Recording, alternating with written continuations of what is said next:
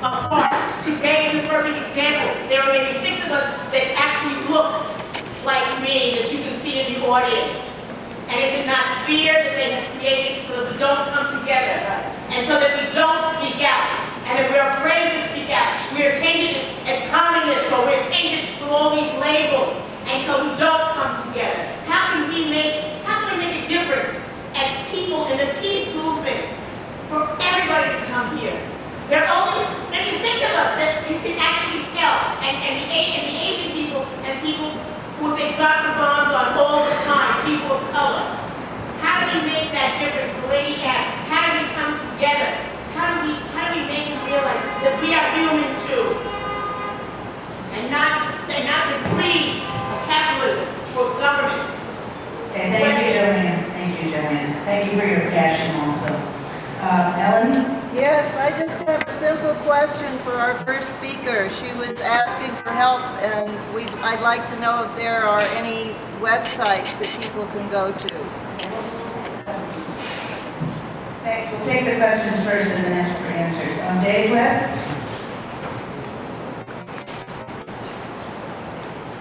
Thanks, I'll take this because I'm not very good at shouting. Thank you very much for your presentations. They were all brilliant, wonderful things. I just wondered if you had any comment on, in Britain we have now a possible Prime Minister in the making, Jeremy Corbyn, who has brought a lot of these issues together himself and campaigned on these issues and is winning huge support. Do you think, should he become Prime Minister, which he may well do soon, that will make a lot of difference to the campaign globally? Because we're told time and again by our ambassadors and so on, Britain can really be nuclear weapons, it won't make any difference. We feel it will. I'd like to hear your opinion. Thanks. We have one more question from Arya. I want to thank you first very much because you open doors, and I think that's what we need, and bring all these movements together. So my question is really on the line of Dave, because I come from abroad, so I would like to know how we can unite also at the international level, because we feel, at least from Europe, that your fight is, exciting or enlightening ours when you're in the streets against Trump or when you mobilize again for climate change, and we feel that everything is still going on, and so how does it interfere when we in Europe do things? And I would like to know, apart from the great Abolition 2000 network, how we can do more together. Okay, thanks. So we have Joanne's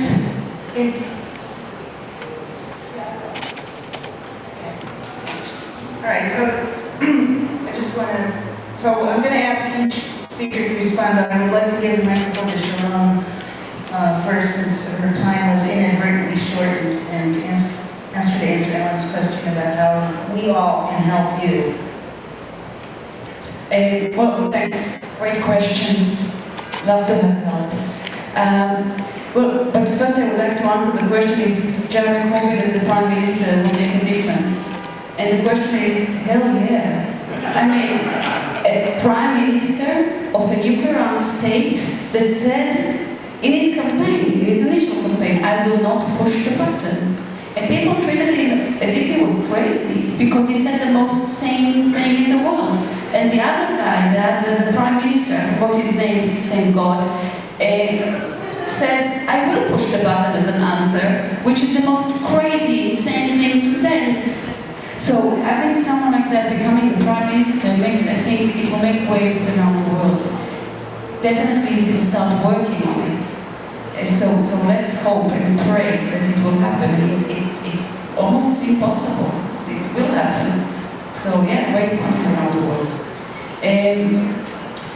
You asked if there was if there is a website. So yes, it's called Israeli Disarmament Movement. No, sorry, www.disarmament.org.il. It's not being updated much, disarmament movement and my Facebook page, and how people can help. Well, first, and it's a bit embarrassing to say, we always look for funds. If you have any ideas of how we can fund for our activities, we have great activities. For example, we just took our Prime Minister to court alongside with the Atomic Agency Commission. They said we will never see our day in court, that the court will bear it. But in September we are going to make history, and the Supreme Court is going to discuss for the first time our legal program. It didn't make us very popular, I can tell you that, but it did make us extremely, extremely happy. When it comes to the draft treaty, we're always in the look for places for people from the Middle East to meet. People from the Middle East cannot meet in the Middle East. It's complicated, but just trust my word. The Arab states will not see Israelis inside the Middle East. It has to be outside. So Scottish CND offered to approach their government, and they're going to host one meeting. But any place is also good. We need to meet, we need to talk, so we can push our zone into any progress. And the last thing I want to say, because I didn't say it before, one of the biggest issues is what should happen first, peace or disarmament. And of course the governments in the Middle East would like to see either peace first and then we can talk, or Israel should first get rid of its nuclear weapons and then we can talk. But the point is, it doesn't matter what happened first. Because peace is not visible right now, not with the current governments, then it's up to us to push for disarmament for two main reasons. In this region, no one should be able to put its hands on weapons of mass destruction. There are no responsible states in the region, especially not states that possess weapons of mass destruction. If a state invests in nuclear weapon, it's not a responsible state. But you can already see it with Syria. When in the US, Obama was talking about the danger of WMD falling into non-state actors, already chemical weapons fell into the hands of ISIS. If we had these talks, this treaty 5 years ago, there wouldn't be any chemical weapons to fall in the hands of ISIS. How come they don't say it? It's surprising. Talking about disarmament in this environment will increase the chance for peace. And that's extremely important for us. Not to fall into this, but to keep pushing the Middle East to disarm, because that might make everything else fall into place. Thanks.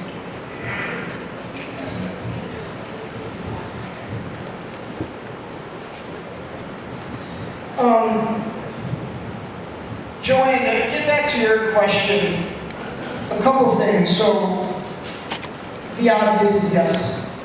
The government has divided and conquered poor whites from African Americans in different groups and left and progressive groups. Yes, it's all been calculated, that's been done. It was calculated to separate African from African Americans throughout our history, so that's obviously the case, right? So, with that being said, then how do you get more diverse voices? How do you get more people of color into the disarmament movement? Again, something I'm so focused on. You know, again, it's hard because even for me, how do I tell my students who are struggling? How do I tell my undocumented students that are worried about ICE breaking down their door, oh, by the way, not today, go to the disarmament rally?